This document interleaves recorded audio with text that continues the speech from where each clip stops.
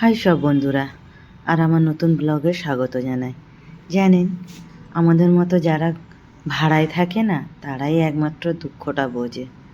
মানে কপালটা এমন খারাপ, আজ 2 বছর 3 বছর পরে আর একটা ঘরে যাও, আবার সেই ঘরটা একটু পুরনো হয়ে যাবে, আবার আর একটা অন্য ঘরে যাও। ক্লান্ত হয়ে গেছি জানেন, এইটা নিয়ে আমার 11টাই চলছে। ফ্ল্যাট ঘর ভাড়া চেঞ্জ করলাম, আজও পর্যন্ত ঠিকমতো কিনতে পারলাম না। জানি না, একটা পেয়েছি, এখন ভাড়া হিসেবে যাচ্ছি, ওটাও কিনবো ভাবছি। ভাগ্যে কী আছে জানি না, কিন্তু এটাই আমি দুঃখ করি যে সত্যি আমরা যারা ভাড়ায় আছি তারাই একমাত্র বুঝতে পারি যে আমাদের কপালে কত কষ্ট। ক্লান্ত হয়ে গেছি জানেন, 3 দিন ধরে ঘর চেঞ্জ করে, 3 দিন ধরে জামা কাপড় এটা ওটা, এই যে দেখছেন কত জিনিসপাতি, থাকতে গেলে যা হয় সবই তো দরকার হয় বলুন, সে যেখানেই ভাড়ায় যাই। ওই যে ফচকেটাও আমার সঙ্গে সারা দিন পেছনে পেছনে ঘুরে বেড়াচ্ছে, আমার পেছনে পেছনে ঘুরে বেড়াচ্ছে। ওর দাদাও আছে, একটু হেল্প করেছে।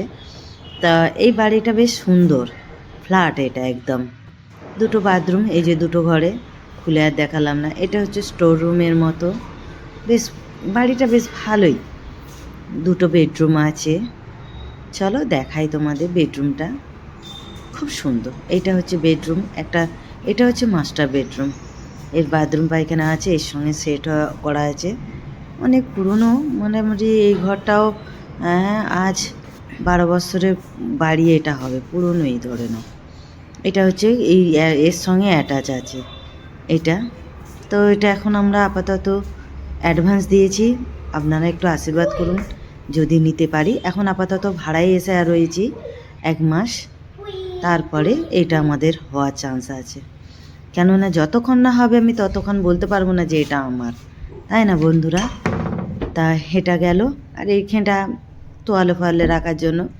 আর এটাও আর একটা বেডরুম, এটা আমার ছেলে থাকবে বলেছে। এই ঘরটায় সব কভার ফভার সব রেডি আছে, ফার্নিচারটা রেডি আছে, একটাই সুবিধা আছে, বেশ সবই ভালো। জামা কাপড় রাখার অঢেল জায়গা আছে, কম্পিউটার রাখার জায়গা আছে। এখনও কিছু গোছাইনি, এই 2টো একটা রেখেছি, সবে রেডি হচ্ছে।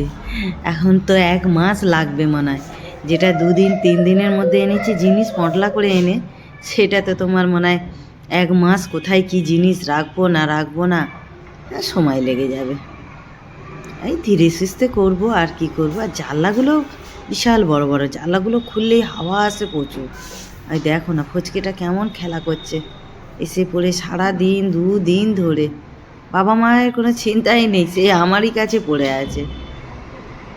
আমি আন্টি কাছাকাছি তো এসেছো, আমি এখানে হাঁটতে হাঁটতে চলে আসবো। সারাক্ষণ দৌড়ঝাঁপ করছে, আর ভালোও লাগছে ফচকে তো। আর রান্নাঘরটা আমার সব থেকে মনের মতো লেগেছে, সত্যি কথা বলছি।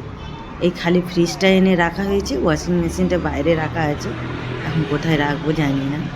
এটা হচ্ছে চিমনি আছে, মাইক্রোওভেনটা আমারই ছিল, বেশ ভালো। আমার রান্নাঘরটা বেশ খোলামেলা, বড় জায়গার অঢেল, বেশ ভালো লেগেছে। মানে দাঁড়িয়ে বসে মানে সব কিছু করা যাবে। এই যে দেখুন কবাটে, এখানে জিনিসপত্র রাখার জন্য, নিচেও তো প্রচুর আছে, যদিও অসুবিধা নেই। তারপরে কি দুপুরবেলা খাবার কিনে নিয়ে এসে খেলাম।